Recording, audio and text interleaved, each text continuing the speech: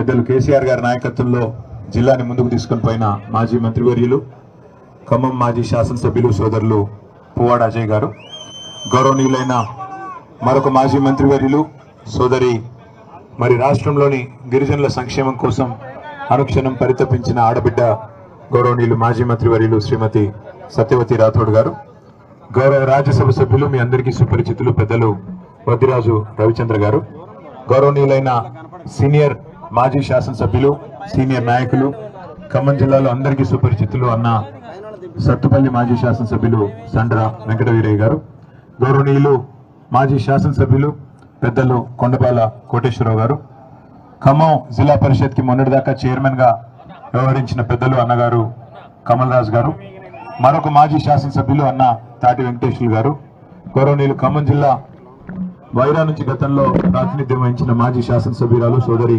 చంద్రావతి గారు, పెద్దలు మాజీ డిసిసిబి అధ్యక్షులు కురాకుల నాగభూషణం గారు, సోదరులు ఆర్జేసి కృష్ణ గారు, సోదరులు కర్ణాటి కృష్ణ గారు, పట్టణ పార్టీ అధ్యక్షులు నాగరాజ్ గారు, వేదికపైన ఆసీనులైన గౌరవనీయులైన మా కార్పొరేటర్ సోదరులకి సోదరిమణులకి, వేదిక పైన ఉన్న సీనియర్ నాయకులందరికీ పేరు పేరున, అదేవిధంగా వేదిక ముందు ఈరోజు ఇది అనుకోని ప్రోగ్రాము.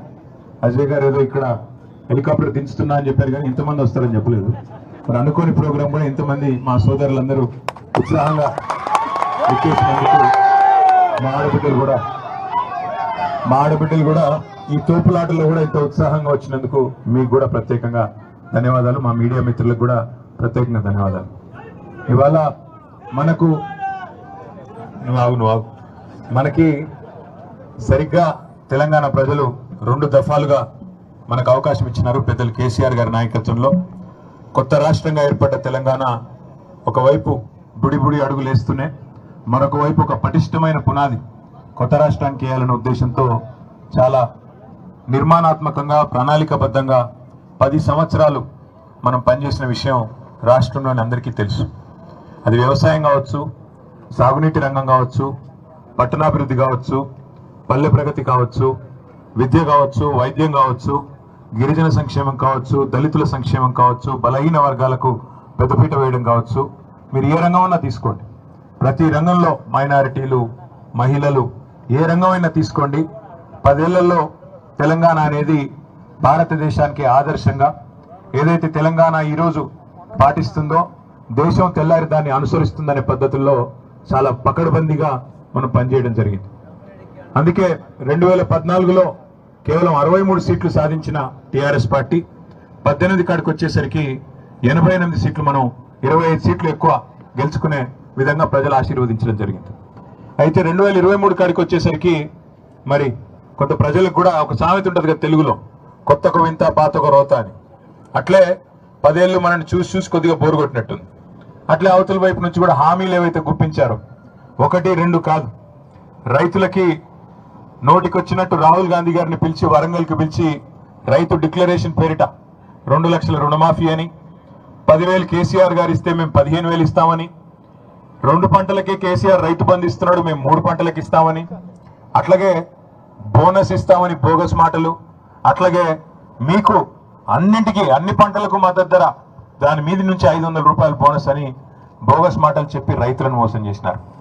అట్లాగే మా తమ్ముళ్ళు, మా చెల్లెళ్ళు, ఎవరైతే యువత ఉంటారో వాళ్ళకు కూడా కేసీఆర్ ఉద్యోగం ఊడగొట్టండి, కేటీఆర్ ఉద్యోగం 2 ఉద్యోగాలు ఊడగొడితే మీకు 2 లక్షల ఉద్యోగాలు ఇస్తానని రాహుల్ గాంధీ గారు వచ్చి నమ్మబలికి ప్రియాంక గాంధీ గారిని కూడా పిలిచి యూత్ డిక్లరేషన్ అని చెప్పి వారి ద్వారా చెప్పించి స్కూటీలు ఇస్తామని, 2 లక్షల ఉద్యోగాలు ఇస్తామని, నిరుద్యోగ భృతి నెలకు 4,000 ఇస్తామని ఇట్లా అడ్డగోలు హామీలు ఇస్తే కొంత మా తమ్ముళ్ళు చెల్లెళ్ళు కూడా వాళ్ళు కూడా నమ్మినారు. అట్లాగే మా ఆడబిడ్డలు కేసీఆర్ 1,00,000 రూపాయలు ఇస్తున్నాడు కళ్యాణ్ లక్ష్మి, మేము తులం బంగారం ఇస్తాం, కేసీఆర్ గారు ఇచ్చే కళ్యాణ్ లక్ష్మి పెళ్ళైన 2 నెలలకు వస్తుంది, నువ్వు లగ్న పత్రిక పెట్టుకోగానే నీకు ఇస్తా, తులం బంగారం మీ ఇంటికే పంపిస్తా, సోనియమ్మ చెప్పింది, ప్రియాంకమ్మ చెప్పింది అని చెప్పి ఉదరగొట్టే ఉపన్యాసాలు ఇస్తే వాళ్ళు కూడా పాపం ఫ్రీ బస్ అంటే, తులం బంగారం అంటే, నెలకు 2,500 అంటే ఈ భారీ ఈస్ట్ మన్ కలర్ లో చూపెట్టిన సినిమా చూసి వాళ్ళు కూడా మోసపోయారు. అట్లాగే ఈ రాష్ట్రంలోని పెద్ద మనుషులు, పెద్ద వయసులో ఉండే వృద్ధులు వాళ్ళకు కూడా సినిమా చూపెట్టారు. కేసీఆర్ ఇంట్లో ఒకరికే ఇస్తున్నాడు, ముసలవ్వకో ముసలయ్యకో ఇస్తున్నాడు, మాకు అవకాశం ఇస్తే కేసీఆర్ ఇచ్చే 2000 ఏముంది, మేము 4000 ఇస్తాం, ఇంట్లో ఒకరికి కాదు ఇద్దరికి ఇస్తాం, అత్తకి 4000, కోడలికి 2500 అని చెప్పి నమ్మబలికితే పాపం వాళ్ళు కూడా మోసపోయినారు. అట్లాగే బలహీన వర్గాల సోదరులకి బీసీ డిక్లరేషన్ పేరిట 42% రిజర్వేషన్లు, బీసీ సబ్ ప్లాను, 1,00,000 కోట్ల బడ్జెట్ అని చెప్పి ఏదేదో నోటికొచ్చినాయని చెప్పుకుంటూ పోతే కొంతమంది బలహీన వర్గాల సోదరులు కూడా నమ్మి కాంగ్రెస్కి ఓటేసినారు. అందులో మీ జిల్లాలో, ముఖ్యంగా ఉమ్మడి ఖమ్మం జిల్లాలో మరి ఇక్కడున్న రాజకీయ సమీకరణలో భాగంగా కూడా కొంత ఆనాడు 2023లో మనకి నష్టం జరిగింది. కానీ ఒక రకంగా మంచిదే, ఇది మనకు జరిగింది మంచిదే. ఎందుకంటే ఇందాక నేను చెప్పినట్టు కొత్తకో వింత పాతకో రోత అన్నట్టు 10 ఏళ్ళు మనం చూసి మరి తర్వాత ప్రజలకు కూడా కొద్దిగా బోరుగొట్టినట్టుంది, కొత్తదనం కోరుకున్నారు. కేసీఆర్ గారు రోజు బ్రహ్మాండంగా భోజనం పెడుతున్నాడు, కానీ ఈయన ఎవరో బిర్యానీ పెడతానంటున్నాడు కదా అని చెప్పి ఆయనకు ఓటేశారు. ఓటేసిన తర్వాత ఇవాళ 20 నెలల్లో ప్రజలకు అర్థమైంది ఏంటంటే ఓటేసిన పాపానికి కాంగ్రెస్ కాటేస్తుంది తప్ప, కాంగ్రెస్ కాటికి పంపుతుంది తప్ప పొరపాటున కూడా ఒక్కటంటే ఒక్క మాట కూడా నిలబెట్టుకోదు అనే విషయం ఇవాళ రాష్ట్ర ప్రజలకి, అన్ని వర్గాల ప్రజలకు కూడా పూర్తి స్థాయిలో అర్థమైంది. ఇవాళ ఎన్నికలంటూ వస్తే, ఇవాళ ఈ రోజు కనుక ఎన్నికలంటూ వస్తే ఏం జరుగుతుందో రేవంత్ రెడ్డికి తెలుసు, అదే విధంగా బీజేపీ వాళ్ళకు కూడా తెలుసు.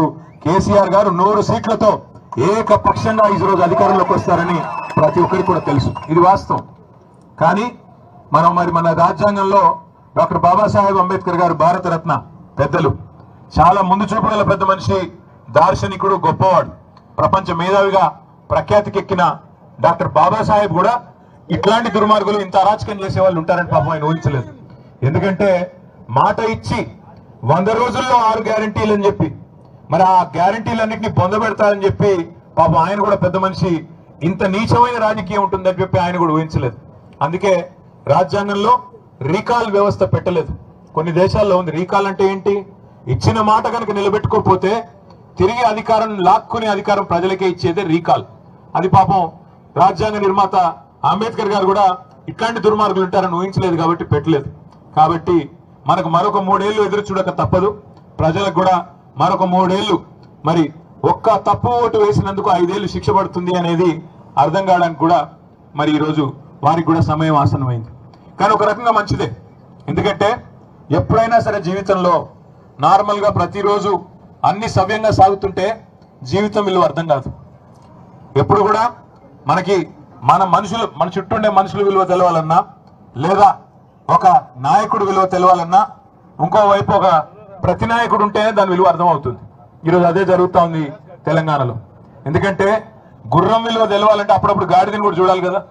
ఇవాళ అందుకే కాంగ్రెస్ అనే గాడిద ఇవాళ తెలంగాణలో సృష్టిస్తున్న అరాచకం చూసి మరి రైతులు గుండెలు బాదుకుంటా ఉన్నారు. చూస్తున్నారు మీరు, మీ జిల్లాలో 3 మంత్రులు, 3 మునగాళ్ళలాగా పోజులు కొడుతూ తిరుగుతూ ఉంటారు. ఒక ఆయన బాంబులను తిరుగుతున్నాడు. ఆ బాంబులు పోయిన దీపావళి కన్నాడు, ఇప్పటిదాకా పేలట్లేదు. ఆయన పేరు అందుకే పొంగులేటి కాదు, బాంబులేట్ అయిపోయింది పాపం.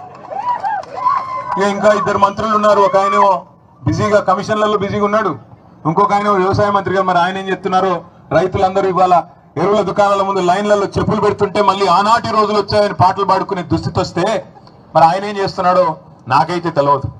2 లక్షల టన్నుల ఎరువులు ఇవాళ కొరత రాష్ట్రంలో ఉన్నమాట వాస్తవం. ఎరువుల దుకాణాల ముందు చెప్పులు, ఆధార్ కార్డులు పెట్టి మళ్ళీ ఆనాటి రోజులు వచ్చినాయి, నికృష్టమైన రోజులు కాంగ్రెస్ పాలనలో అని వాళ్ళ రైతులు వాపోతున్న రోజులు ఖమ్మం జిల్లాలో కాదు, రాష్ట్రం అంతటా కనబడుతున్నమాట వాస్తవం. అందుకే నేను అనేది, మనం ఓటేసేటప్పుడు ఆలోచించుకుని ఓటేస్తే తప్పకుండా మనకి సరైన నాయకత్వం ఉంటే లాభం జరుగుతుంది తప్ప ఎవరిని పడితే వాళ్ళని గెలిపిస్తాం, వాళ్ళు ఆ రోజు చెప్పిన మాటలని మోసపోతామంటే తర్వాత బాధపడడం తప్ప ఇంకోటి ఉండదు. వాస్తవానికి ఇవాళ మనకు ఒక మంచి అవకాశం ఉంది. సరే, శాసనసభకి ఎన్నికలు 3 ఏళ్ళు ఉండొచ్చు కాక, కానీ వేదిక మీద కూర్చున్న వాళ్ళందరం కూడా మేము మీకు మాటిస్తా ఉన్నాం. రేపు రాబోయే రోజుల్లో, రాబోయే ఆగస్టు లేదా సెప్టెంబర్ మాసంలోనే స్థానిక సంస్థల ఎన్నికలు జరుగుతూ ఉన్నాయని చెప్పి మరి వార్తలు వస్తూ ఉన్నాయి. మీ అందరికీ, ఇక్కడికి వచ్చిన మా సోదరులందరికీ మీకు మాటిచ్చేది ఒకటే, మీరు మా కోసం శాసనసభ ఎన్నికల్లో, పార్లమెంట్ ఎన్నికల్లో ఈ వేదిక మీద కూర్చున్న వాళ్ళ కోసం మీరు కష్టపడ్డారు. ఇప్పుడు మా వంతు మేము మీకోసం కష్టపడతాం. ఎంపీటీసీలుగా, జెడ్పీటీసీలుగా, అదేవిధంగా కౌన్సిలర్లుగా, కార్పొరేటర్లుగా పోటీ చేయాలనుకునే సోదరులకి నేను చేసే విజ్ఞప్తి ఒకటే, దయచేసి నడుం బిగించండి. ప్రభుత్వం మీద ఇప్పటికే ప్రజలకి వాంతికి వచ్చినంత కోపం ఉంది, అంత ఇబ్బందిగా ఉంది. మరి అట్లాంటప్పుడు దీన్ని కనుక మనం సరిగా వాడుకుంటే ఖచ్చితంగా ఖమ్మం జిల్లా పరిషత్తు అదేవిధంగా కొత్తగూడెం భద్రాద్రి జిల్లా పరిషత్తు కూడా మనం గెలిచేదానికి అవకాశం ఉంది.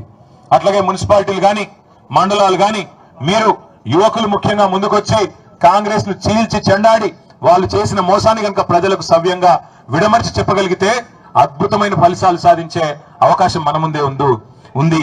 ఎందుకంటే మీ జిల్లాలోనే ఈ అవకాశం ఎక్కువ ఉంది. ఎందుకంటే గొప్ప ఆశతో ఏదో చేస్తుంది కాంగ్రెస్ అనే ఒక ఆశతో మీ జిల్లాలో ఆ పార్టీకి 9 సీట్లు కట్టబెట్టారు. గెలిచిన మన ఒక ఎమ్మెల్యే కూడా వాళ్ళలోనే కలుపుకున్నారు. ఇప్పుడు మొత్తానికి 10కి 10 వాళ్ళే ఉన్నారు. అదేవిధంగా ఎంపీ గారు కూడా వాళ్ళే గెలిచారు. కాబట్టి మనం అడిగే హక్కు మనకు ఉంది. ఈరోజు ప్రధాన ప్రతిపక్షంగా ఖచ్చితంగా ప్రజల పక్షాన అడిగే హక్కు మనకే ఉంది. ఎందుకు అంటే ఇచ్చిన ప్రతి మాట నెరవేర్చేదాకా ఎన్ని అక్రమ కేసులు పెట్టినా, ఎన్ని రకాల అపసవ్యపు మాటలు మాట్లాడినా, ఎన్ని రకాల డైవర్షన్ పాలిటిక్స్ చేసినా వదిలిపెట్టే సమస్య లేదు. రేవంత్ రెడ్డి భరతం పట్టే బాధ్యత, కాంగ్రెస్ భరతం పట్టే బాధ్యత మనందరం సమిష్టిగా తీసుకుందాం. రేపు ఇక్కడ గులాబీ జెండా ఎగరేసి ఖమ్మం జిల్లాలో ముగ్గురు మంత్రులున్నా వాళ్ళ వల్ల ఏమి కాదు, ప్రజాబలం ముందు ఎవరైనా సరే తల ఒగ్గక తప్పదు అనే సందేశాన్ని రేపు ఖమ్మం జిల్లా నుంచే ఇద్దాం. దానికోసం వాళ్ళు డబ్బులు బాగా ఉండొచ్చు, వాళ్ళకి డబ్బులు పంచి గెలుస్తామనే అభిప్రాయం ఉండొచ్చు. ప్రజలు మేము మాల మీద డబ్బులు కొడితే మాకే ఓటు గుద్దుతారు, మొన్న గుద్దలేదా ఇప్పుడు అట్లే ఇస్తారులే అనుకోవచ్చు. కానీ ఖచ్చితంగా మనం కనుక గట్టిగా మరి ప్రజల తరపున కాంగ్రెస్ మోసాన్ని ఎండగట్టే విధంగా గ్రామాన మీరందరూ మరొక కేసీఆర్ లాగా కథానాయకులై కదిలితే తప్పకుండా ఖమ్మంలో అదేవిధంగా కొత్తగూడెంలో మనకి 2 జిల్లాల్లో కూడా మంచి అవకాశం ఉంది. తప్పకుండా నేను జిల్లా నాయకత్వాన్ని కూడా కోరుతా ఉన్నా, నియోజకవర్గాల ఇన్ఛార్జీలను కూడా కోరుతా ఉన్నా. నియోజకవర్గాల వారీగా మండలాల వారీగా మనం సమావేశాలు ప్రారంభించుకున్నాం. ఇప్పటికీ కొన్ని చోట్ల చేయని చోట్ల అది కూడా కంప్లీట్ చేసుకుందాం. మరి రాబోయే రోజుల్లో ఆగస్టు సెప్టెంబర్లో ఎన్నికలు వస్తా ఉన్నాయి అంటున్నారు. కాబట్టి పార్టీ వైపు నుంచి మీకు సంపూర్ణ సహకారం ఉంటుంది. మెటీరియల్ కూడా మొత్తం పార్టీ నుంచే వస్తుంది. ఎంతో ఎంతో సహాయ సహకారాలు కూడా మీకు అందరికీ అందుతాయి. తప్పకుండా మీరందరూ ఎక్కడి వాళ్ళు అక్కడ కథానాయకులై కదిలితే మన పార్టీకి మళ్ళీ తిరిగి ఖమ్మం జిల్లాలో అద్భుతమైన విజయాన్ని నమోదు చేసే అవకాశం ఉందని చెప్పి మీ అందరూ కూడా విజ్ఞప్తి చేస్తూ, ఇంకా 3-4 కార్యక్రమాలు ఉన్నాయి కాబట్టి అక్కడికి వెళ్లేదానికి మీరు పర్మిషన్ ఇవ్వాలని చెప్పి కూడా కోరుతూ, జై తెలంగాణ, జై కేసీఆర్.